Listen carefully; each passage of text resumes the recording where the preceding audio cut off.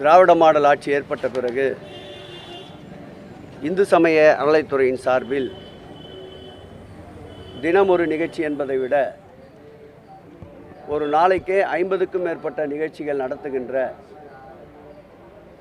ஒரு சிறப்பான சூழ்நிலை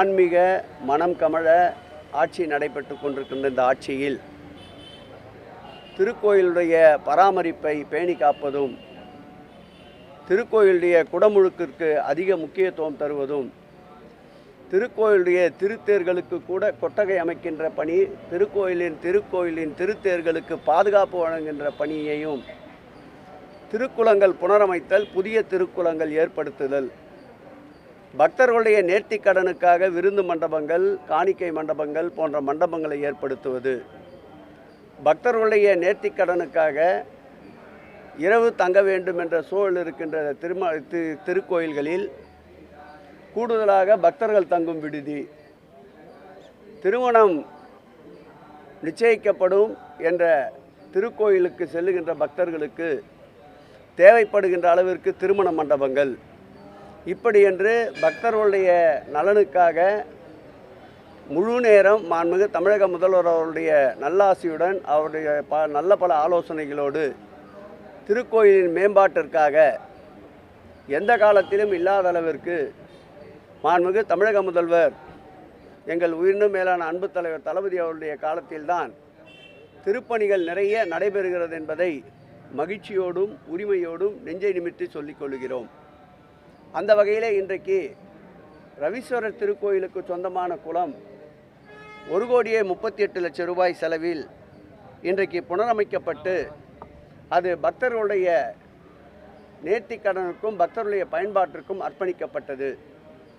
அந்த திருக்கோயில் என்பது 800 ஆண்டுகளுக்கு பழமை வாய்ந்த திருக்கோயில் என்பதால் சாலையின் மட்டம் உயர்ந்து திருக்கோயில் 6 அடிக்கு கீழே சென்றுவிட்ட நிலையில் இந்த ஆட்சி ஏற்பட்ட பிறகு ஒட்டுமொத்தமாக தமிழகத்திலே 20 திருக்கோயில்கள் நவீன தொழில்நுட்பத்தை பயன்படுத்தி தரை மட்டத்திலிருந்து உயர்த்துகின்ற லிஃப்டிங் என்று சொல்லப்படுகின்ற அந்த பணிகள் நடந்து கொண்டிருக்கின்றன. அதில் ஏற்கனவே சென்னை கற்கோடி அம்மன் திருக்கோயிலும் அதேபோல் சுப்பிரமணிய சாமி திருக்கோயிலும் திரௌபதி அம்மன் திருக்கோயிலும் அருள்மிகு சைதாப்பேட்டையில் அமைந்திருக்கின்ற வீர ஆஞ்சநேயர் திருக்கோயிலும் லிஃப்டிங் செய்யப்பட்டிருக்கின்றன. அந்த வகையில் ரவீஸ்வரர் கோயிலும் லிஃப்டிங் செய்யப்பட்டு 1,40,00,000 ரூபாய் செலவில் மே அல்லது ஜூன் மாதத்திற்குள் குடமுழுக்கு நடைபெறும் என்பதை மகிழ்ச்சியோடு தெரிவித்துக் கொள்கிறோம்.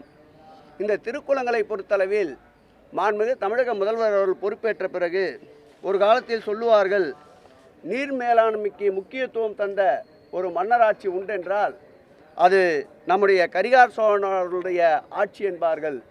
அந்த வகையிலே இன்றைக்கு மன்னராட்சிக்கு பிறகு மக்களாட்சி ஏற்பட்ட பிறகு மன்னர்கள் காலத்தில் நடைபெற்ற திருப்பணிக்கு நிகராக திருப்பணிகள் நடைபெறுகிறது என்றால் அது மக்களின் முதல்வர் மாண்புமிகு தமிழக முதல்வர் ஆட்சியில் என்றால் அது மிகையாகாது. அந்த வகையிலே இந்த ஆட்சி ஏற்பட்ட பிறகு 4 திருக்கோயில்கள் சுமார் 4 கோடி ரூபாய் செலவில் புதிதாக திருக்குளங்கள் ஏற்படுத்தப்பட்டிருக்கின்றன. அதோடு இல்லாமல் 220 திருக்கோயிலுடைய திருக்குளங்கள் சுமார் 120 கோடியே 33 லட்சம் செலவில் புனரமைக்கப்பட்டிருக்கின்றது. இந்த அளவிற்கு அதிக எண்ணிக்கையில் எந்த ஆட்சியிலும் இதற்கு முன்பு இந்து சமய அறநிலைத்துறையில் எவ்வளவு பெரிய பணிகள் எடுத்துக்கொள்ளப்படவில்லை என்பதை உறுதியோடு தெரிவித்துக்கொள்ள கடமைப்பட்டிருக்கின்றேன். அதேபோல் இந்த 1000 ஆண்டுகள் பழமையான திருக்கோயில் என்பது நம்முடைய முன்னோர்கள் நம்முடைய மன்னர்கள் நமக்கு விட்டு சென்ற பொக்கிஷம். அந்த திருக்கோயிலை புனரமைப்பதற்கு அரசினுடைய நிதியாக மாண்புமிகு தமிழக முதல்வர் 300 கோடி ரூபாயை வழங்கியிருக்கின்றார். அதோடு உபயதாரர் நிதி திருக்கோயில் நிதி என்று 127 கோடி ரூபாய் இதுவரையில் வழங்கப்பட்டிருக்கின்றது. ஒட்டுமொத்தமாக 427 கோடி ரூபாய் செலவில் எடுத்துக்கொள்ளப்பட்டிருக்கின்ற பணி 274 திருக்கோயில்களுடைய திருப்பணிகள் எடுத்துக்கொள்ளப்பட்டிருக்கின்றன. கடந்த காலங்களில் இது போன்ற மன்னர்களாட்சி காலத்தில் உருவாக்கப்பட்ட நம்முடைய நாட்டின் பொக்கிஷமான 1000 ஆண்டுகளுக்கு மேற்பட்ட திருக்கோயில்களை பாராமுகமாக இருந்த காலங்கள் மாறி இன்றைக்கு 274 திருக்கோயில் எடுத்துக்கொள்ளப்பட்டு 47 திருக்கோயில்கள் இதுவரையில் குடமுழுக்கு நடத்தப்பட்டிருக்கின்றன. இந்த பணிகள் மேலும் விரிவுபடுத்தப்பட்டு குடமுழுக்கு திருப்பணிகளுக்கு விரைவாக பணிகள் மேற்கொள்ளப்பட்டு வருகின்றன. இதுவரையில் நடைபெற்றிருக்கின்ற திருக்கோயில்கள் இந்த ஆட்சி ஏற்பட்ட பிறகு 2587 திருக்கோயில்களுக்கு குடமுழுக்கு முடிக்கப்பட்டிருக்கின்றன. வருகின்ற 16ஆம் தேதி மாத்திரம் 21 கோயில்களுக்கு குடமுழுக்கு நடைபெற இருக்கின்றது. இந்த ஆட்சி ஏற்பட்ட பிறகுதான் ஒரே நாளில் 98 திருக்கோயில்களுக்கு குடமுழுக்கு நடைபெற்றிருக்கின்றது. இதுவரையில் இந்து சமய அறநிலையத்துறை வரலாற்றில் இவ்வளவு அதிக எண்ணிக்கையில் குடமுழுக்கு நடைபெற்றது இந்த ஆட்சியில்தான் என்பதை நான் பெருமிதத்தோடு தெரிவித்துக் கொள்ள கடமைப்பட்டிருக்கின்றேன். அதேபோல் நில மீட்பு என்றால் கடந்த 10 ஆண்டுகால ஆட்சியில் 3000 கோடி ரூபாய் அளவிற்கு கூட நிலங்கள் மீட்கப்படவில்லை. இந்த 3.5 ஆண்டு கால ஆட்சியில் 7171 கோடி ரூபாய் அளவிற்குள்ள மதிப்புள்ள நிலங்கள் மீட்கப்பட்ட ஒரு ஆட்சி இந்த ஆட்சி என்பதை பெருமிதத்தோடு தெரிவித்துக் கொள்கிறேன். அதேபோல் மாநில வல்லுநர் குழுவில் இதுவரையில் 11,261 திருக்கோயில்களுக்கு திருப்பணிக்கு உத்தரவிடப்பட்டிருக்கின்றது, அனுமதி வழங்கப்பட்டிருக்கின்றது. அந்த வகையில் மொத்த பணிகள் என்று எடுத்துக்கொண்டால் 24,284 பணிகள் ரூபாய் 5,646 கோடி ரூபாய் செலவில் பணிகள் மேற்கொள்ளப்பட்டு வருகின்றன. இதில் ஒரு விசேஷம் என்னவென்றால், உபயதாரர்கள் கடந்த காலங்களில் திருக்கோயில்கள் பக்கம் திரும்பி கூட பார்க்கவில்லை. இந்த ஆட்சி ஏற்பட்ட பிறகுதான் உபயதாரர் நிதி என்று எடுத்துக்கொண்டால் 1,298 கோடி ரூபாய் 10,881 பணிகளுக்கு 10,081 பணிகளுக்கு 1,298.18 லட்சம் கோடி ரூபாய்களை இந்த ஆட்சியில்தான் உபயதாரர்கள் வந்திருக்கின்றார்கள் என்பதை பெருமிதத்தோடு தெரிவித்துக் கொள்கிறோம். இதற்கு காரணம் உபயதாரருடைய நிதி முழுமையாக அவர்கள் எண்ணியபடி அந்த திருக்கோயிலுக்கு பயன்படுத்தப்படுகின்றது. இப்போது இங்கே பாலாலயம் நடைபெற்று கொண்டிருக்கின்ற இந்த சுந்தர விநாயகர் திருக்கோயில் கூட கமல விநாயகர் திருக்கோயில் கூட 90 லட்சம் ரூபாய் செலவில் திருப்பணிகள் மேற்கொள்ளப்பட்டு இருக்கின்றன. இந்த பணிகளுக்கும் முழுமையாக உபயதாரர் நிதி என்பதையும் பெருமையோடு சொல்லிக் கொள்ளுகிறோம். உபயதாரர்களை பெருமைப்படுத்துகின்ற உபயதாரருடைய நோக்கங்களை, உபயதாரர்கள் என்ன நேர்த்திக்கடனுக்காக திருக்கோயிலுக்கு திருப்பணிகளை மேற்கொள்ள நினைக்கின்றார்களோ அதை முழுமையாக செய்து கொடுக்கின்ற ஒரு ஆட்சியாக திராவிட மாடல் ஆட்சி திகழ்ந்து கொண்டிருக்கின்றது என்பதை மகிழ்ச்சியோடு தெரிவித்துக் கொள்கிறேன்.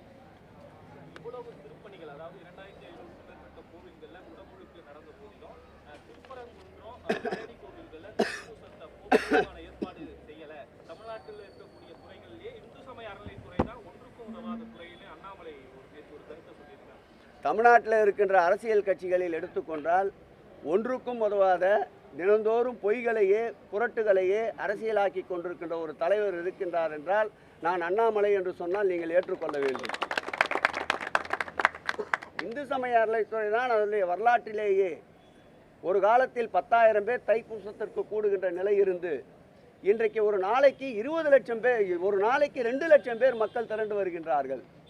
10,000 பேர் இருந்த காலத்தை மாற்றி இன்றைக்கு தைப்பூச திருநாளிலே அதிக அளவு மக்கள் கூடுகின்ற ஒரு நிலை ஏற்பட்டிருக்கிறது என்றால் போதிய வசதிகளும் இறை தரிசனத்திற்கும் தேவையான அடிப்படை வசதிகளையும் நிறைவேற்றிய அரசு என்பதால் தான் எங்குமே இந்த தைப்பூசத்தில் சிறு ஒரு அசம்பாவிதம் கூட நடைபெறாமல், சிறு அசம்பாவிதம் என்றால் மூச்சு திணறல் கூட ஏற்படாமல் ஒழுங்காக நிம்மதியாக அனைவரும் இறை தரிசனம் செய்தார்கள் என்றால் அது இந்த ஆட்சியில்தான்.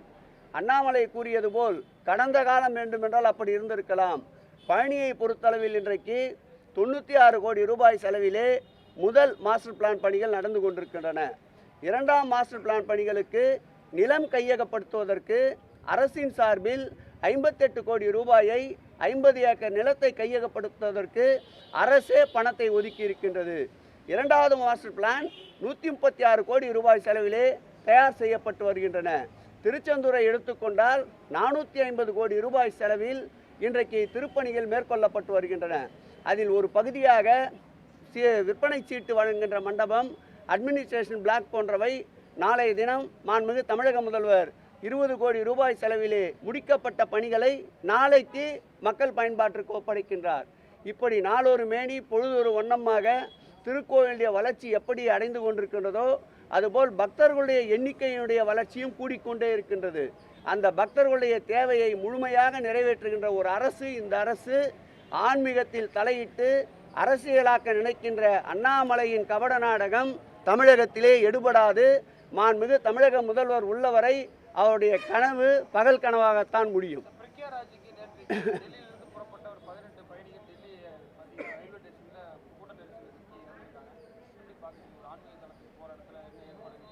இது வடக்கிலே தொடர்ந்து நடைபெற்று கொண்டிருக்கின்ற சம்பவம். அண்ணாமலைக்கு இவைகளெல்லாம் கண்ணுக்கு தெரியாது, காதுக்கு கேட்காது. தமிழகத்திலே எங்காவது இப்படி ஒரு சம்பவம் நடந்திருந்தால் எவ்வளவு பெரிதாக ஊதி பெரிதாக்கி இருப்பார் என்பது உங்கள் கவனத்திற்கே விட்டு விடுகிறேன், உங்கள் எண்ணத்திற்கே விட்டு விடுகிறேன்.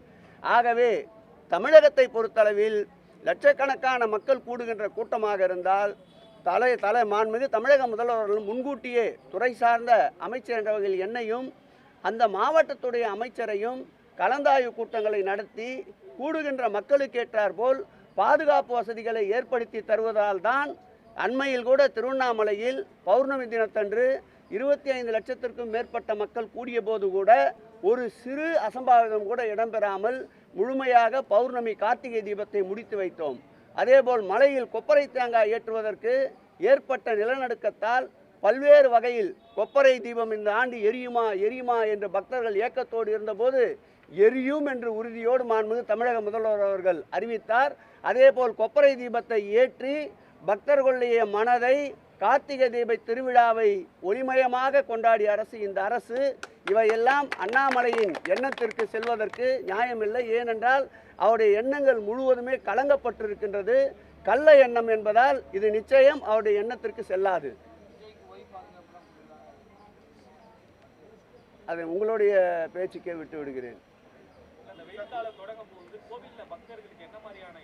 ஏற்கனவே பெரிய திருக்கோயில்கள் சிறிய திருக்கோயில் என்று பாராமல் அதிகமாக பக்தர்கள் கூடுகின்ற இடங்களில் கயர் மேட் பயன்படுத்தப்பட்டு வருகின்றன.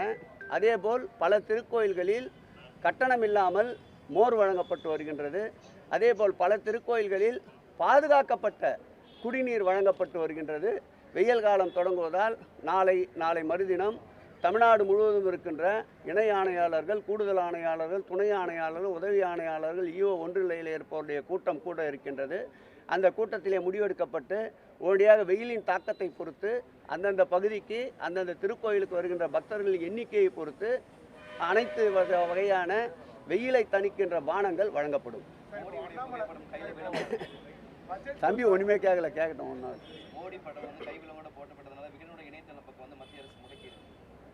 விமர்சனங்களை தாங்கிக் கொள்ள முடியாத அரசு ஒன்றிய அரசு. ஜனநாயகத்தில் பத்திரிகை துறை என்பது 4 தூண்களில் ஒரு தூண். ஆகவே எதிர்மறையான கருத்துக்களை ஏற்கக்கூடிய அரசு திராவிட மாடல் அரசாகத்தான் இருக்க முடியும். அவர்களுடைய வஞ்சனை, அவர்களுடைய ஓரவஞ்சனை, அவர்களுடைய அதிகார துஷ்பிரயோகம் இதிலிருந்து ஊடகத்துறை நண்பர்கள் வெளிச்சத்திற்கு கொண்டு வர வேண்டும். உங்ககிட்டே கொடுத்துட்டோம். அதை பட்ஜெட் பொறுத்தவரை தமிழ்நாடு நிதி ஒதுக்கணும் அப்படின்னு சொல்லிட்டு நம்ம மாநிலத்துக்கு சொல்கிற மாதிரியும், ஆனால் லாஸ்ட் இயர் கம்பேர் பண்ணால் 2-3% வரையும் பட்ஜெட்டுக்கு தமிழ்நாடுக்கு அதிகமாக ஒதுக்கிறாங்கன்னு சொல்லிட்டு அண்ணாமலை சொல்லியிருக்காரு. இதுக்கு விவாதத்துக்கு யார் அதான் பொய்யிலே பிறந்து பொய்யிலே வளர்கின்ற அண்ணாமலை கூறுகின்ற கூற்றை எல்லாம் தமிழக மக்கள் ஏற்றுக்கொள்ள தயாராக இல்லை. அவருடைய காலத்தில்தான் பாரதிய ஜனதா கட்சி வளர்ந்ததாக அவர் சொல்லுகிறாரே தவிர அவருடைய காலத்தில்தான் மக்கள் பிரதிநிதிகள் நாடாளுமன்றத்திற்கு செல்ல முடியாத நிலை ஏற்பட்டிருக்கிறது என்பதை அவர் உணர வேண்டும்.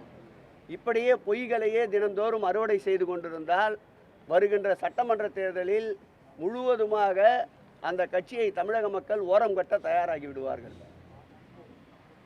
திருப்பரங்குன்றம் மலையை காக்க சென்னையில் வேல் யாத்திரை நடத்துறதுக்கு இந்து முன்னணி உயர்நீதிமன்றத்தில் மனு தாக்கல் செய்திருந்தாங்க. இடத்தை மாற்றுறதுக்கு உயர்நீதிமன்றத்தில் ஒரு பட்டிக்காட்டி பேசியிருந்தாங்க. வேல் யாத்திரை சென்னையில் அவசியமா? திருப்பரங்குன்றம் மலையுடைய சிச்சுவேஷன் என்ன முடிஞ்ச அந்த விவகாரத்தை இன்னும் அவங்க பெருசாக்குறாங்களா? அவர்களுக்கு தமிழகத்திலே எடுத்துக்கொள்ளுவதற்கான பிரச்சனைகள் எதுவும் இல்லை. ஒரு நேர்மையான சட்டத்தின் ஆட்சி தமிழகத்திலே நடந்து கொண்டிருக்கின்றது. எப்படியாவது மக்களிடையே பிளவினை ஏற்படுத்தி ஒரு பிளவு அரசியலை நடத்த வேண்டும் என்று முயற்சிக்கின்றார்கள். நேற்றைக்கு முன்தினம் மதுரை பெஞ்சிலே அழகான ஒரு அம்சமான நாட்டினுடைய இறையாண்மைக்கு பாதுகாப்பு அளிக்கின்ற ஒரு தீர்ப்பினை நீதியரசர்கள் வழங்கியிருக்கின்றார்கள். இந்த மண்ணை பொறுத்தளவில் இது திராவிட மாடல் ஆட்சி. இங்கு இஸ்லாமியர்களுடைய பெருவிழா என்றால் பிரியாணியை பகிர்ந்து கொள்ளுகின்ற மக்கள். கிறிஸ்தவ பெருவிழா என்றால் கேக்கை ஒருவருக்கு ஒருவர் பகிர்ந்து கொள்ளுகின்ற மக்கள். பொங்கல் திருவிழா என்றால் பொங்கலை ஒருவருக்கு ஒருவர் பகிர்ந்து கொள்ளுகின்ற மக்கள். அதேபோல் பௌத்த திருவிழா என்றால் ஹோலி பண்டிகையில் அனைவரும் கலரை பூசிக்கொண்டு வீதியிலே உலா வருகின்ற மக்கள். தீபாவளி திருவிழா என்றால் ஒருவருக்கு ஒருவர் இனிப்பினை பகிர்ந்து கொள்ளுகின்ற மக்கள். சகோதரத்துவத்தோடு மாமன் மச்சான்லா வாழ்ந்து கொண்டிருக்கின்ற இந்த மண்ணில் பிரிவினைக்கு இடமில்லை. ஆகவே ஜாதியால், மதத்தால், மொழியால், சமயத்தால் பிளவுபடுத்துகின்ற இயக்கங்களுக்கு 2026 சட்டமன்ற தேர்தல் காத்து கொண்டிருக்கின்றது பதிலடி தருவதற்கு. 21 தேர்தலில் எல்முருகன் தலைவராக இருக்கும்போது வேல் யாத்திரை நடத்திருந்தாங்க. 26 தேர்தலை மையப்படுத்தி சென்னையில் வேல் யாத்திரை நடத்த இந்து முன்னணி பாஜக திட்டமிட்டிருக்காங்க. இதை எப்படி நீங்க பாக்குறீங்க? மக்கள் தெளிவாக இருக்கின்றார்கள். முருகனின் அறுபடை வீடுகள் என்று எடுத்துக்கொள்ளப்படுகின்ற அறுபடை வீடுகளுக்கும் இந்த ஆட்சி ஏற்பட்ட பிறகுதான் 817 கோடி ரூபாய் செலவில் திருப்பணிகளை மேற்கொண்டிருக்கின்றோம். சுமார் 96 திருக்கோயில்கள் இந்த ஆட்சி ஏற்பட்ட பிறகு முருகர் திருக்கோயில்களுக்கு மாத்திரம் குடமுழுக்குகள் திருப்பணிகள் நடைபெற்றிருக்கின்றன. இப்படி முருகனுக்கு அதிமுக்கியத்துவம் தருகின்ற ஆட்சி என்பதால் தான் அனைத்துலக முருகர் பக்தர் மாநாட்டை 26 நாட்டினுடைய பக்தர்கள் பங்கேற்ற ஒரு சிறப்புமிக்க மாநாட்டை நடத்தி காட்டிய பெருமை திராவிட மாடல் ஆட்சி கொண்டு. நீ வேலை கையிலே பிடித்து நடந்து வந்தாலும் சரி, அல்லது வேலை கையிலே எடுத்து ஓடி வந்தாலும் சரி, அல்லது வேலை கையிலே எடுத்து உருண்டு வந்தாலும் சரி, போலியாக காவடியை தூக்கி கொண்டு அண்ணாமலை போன்றோர் சுமந்து சென்றாலும் சரி, நிச்சயம் முருக பக்தர்கள் முருகனுக்கு பெருமை சேர்க்கின்ற ஆட்சி திராவிட மாடல் ஆட்சி. திராவிட மாடல் ஆட்சியுடைய நாயகன் மாண்புமிகு தமிழக முதல்வர் அவருடைய கரத்தைத்தான் வாக்காளர்கள் முருக பக்தர்கள் பலப்படுத்துவார்கள். உனக்கு நிறைய வந்துச்சேப்பா, இன்னைக்கு அச்சாச்சேப்பா. இல்லை, அது வந்து இப்பொழுது ஏற்படுத்தி தரப்பட்டிருக்கின்ற அறங்காவலர் குழு முழு வேகத்தோடு செயல்பட்டு கொண்டிருக்கின்றது. ஐஐடியினுடைய ஒப்புதல் பெறப்பட்டிருக்கின்றன. எல்என்டி தான் அதற்குண்டான பணிகளை மேற்கொள்ளப்பட இருக்கின்றன. வெகு விரைவில் இந்த ஆண்டு இறுதிக்குள் அந்த படிகளை 365 படிகளை பக்தர்கள் ஏறி ராஜகோபுரத்தின் வழியாக சென்று முருகனை தரிசிக்கின்ற ஒரு நல்ல சூழ்நிலையை திராவிட மாடல் ஆட்சி ஏற்படுத்தி தரும்.